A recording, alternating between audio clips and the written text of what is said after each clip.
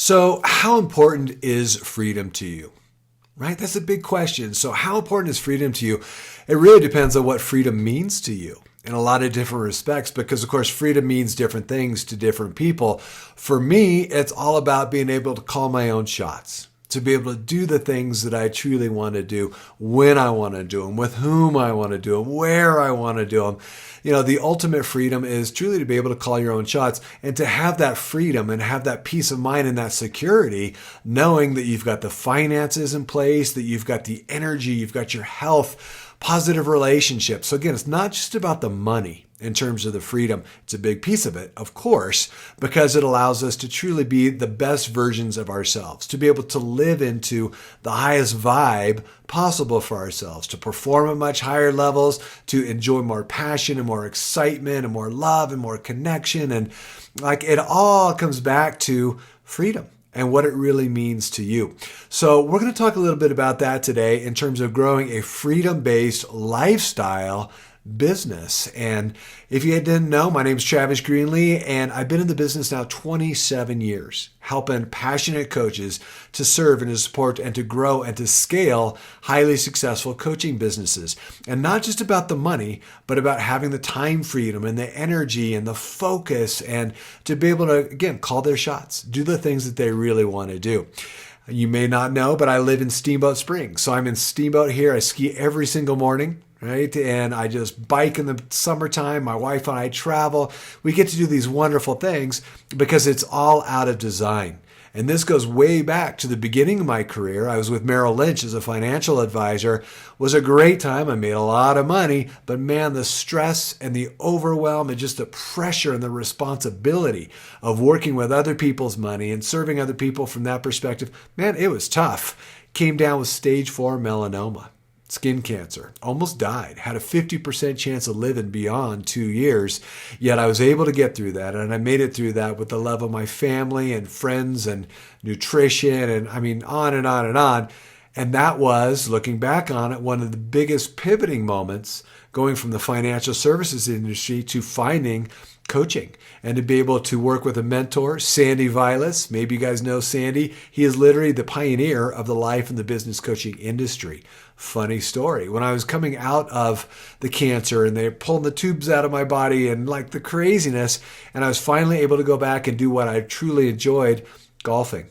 Right, so I went over our golf course here. I was single. They had another gentleman there single. They paired us up together. We started playing golf, got to know each other a bit. Come to find out, it's Sandy Vilas. He asked me, well, what do you do? And I said, well, I'm sort of in between things right now, coming through this cancer and coming through this entire experience and this adventure in a lot of respects. I said, I'm just open. I've been praying. I've been asking God what he wants for me, what direction he wants me to go in, how he wants me to serve, how he wants me to make a difference. And Sandy said, well, you ought to be a life coach. And I said, well, what's a life coach? Right? Again, remember, this is 25 years ago. Now 8 of my neighbors are life coaches. They're everywhere, seemingly. But back in the day, I thought it was just, I'm like, well, tell me about it. What is this? So it's like, hey, I got this conference down in Denver. Come on down, stay at my suite, come meet a bunch of people. I'll introduce you around and just see if this is your fit, see if this is your vibe. And after a couple days of listening to the speakers and seeing how people were so connected and making such a difference financially, they're doing exceptionally well. I thought, hey, there's something here. This is something that I could really sink my teeth into. So I prayed about it and I spent my time with it and really made that connection in terms of this is it.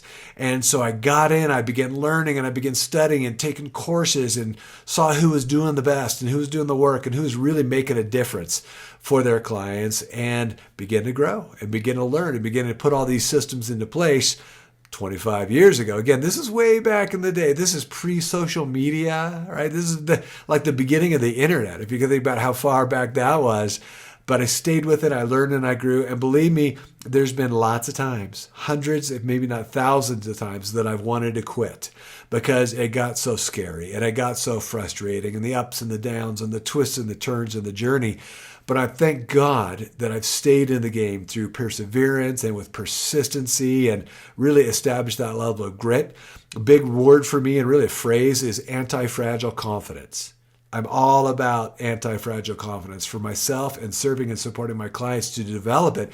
What anti-fragile confidence is, if you're not aware, is having that level of confidence that's beyond just being satisfied. It's beyond being confident around what you could do. It's to the level of when things are bad and when things are scary and things are challenging, we actually step into that. That fuels us to become better versions of ourselves. So anti-fragile confidence, and the way to do that is to be in action and to be consistent with that action, focusing on deep work, knowing what's important now, what's important now, and to be able to take advantage of that on a consistent basis, right? Energy plus focus plus consistency equals success, and doing this over a long period of time. And I just feel so fortunate that I went through those challenging times back in the day, through the cancer and losing all my money. I lost all my finances, had to move into my parents' basement, right? Pretty humiliating, pretty humbling in a lot of respects for a guy that was driving around Newport Beach in a convertible Saab and working for Merrill Lynch and, thought I had it all together. Tough times, humbling times, scary times, but looking back on it, it was some of the best times, because those are the miracles that shape our destiny. So if you're in a challenging place, if you're in a scary place, if you're feeling overwhelmed, if you've been procrastinating, if you're feeling like you're locked, you can't seem to be able to move forward, I get it. Again, I've been there. And the thing is, this too shall pass, right? You've heard the phrase, if you can focus on it, if you can work with somebody or, hire a coach or a mentor, somebody that can support you to be able to get outside of your own head, to be able to focus on what you want as opposed to what you fear. Easier said than done. Work what we want versus what we fear. That really is the name of the game. That is the key to success, and being able to do that on a consistent basis. Tough to do on our own. Again, a lot of times we're talking to ourselves, right? We're talking to ourselves in a negative perspective as opposed to listening to ourselves. And listening to ourselves, which basically means, what are we bringing into our bodies? What are we bringing into our minds that can help us serve and support and to grow ourselves and our businesses? So just a quick view of certainly where I've been and some of the key aspects in terms of what's allowed me to be able to grow and serve, and how we can help you to grow. It starts with the mind. We've got to create that foundation first, then moving on to the other aspects of list building and having your offer and your course and leveraging and so on and so forth. We're going to talk about all that stuff in other videos and trainings as well. But today, I just wanted to connect with you, right? I'm just starting this YouTube channel. These videos are a little rough. They're probably a little raw as I'm just getting started and kind of getting comfortable with it and figuring it all out. So thank you for being here. Thank you for your patience and staying and listening.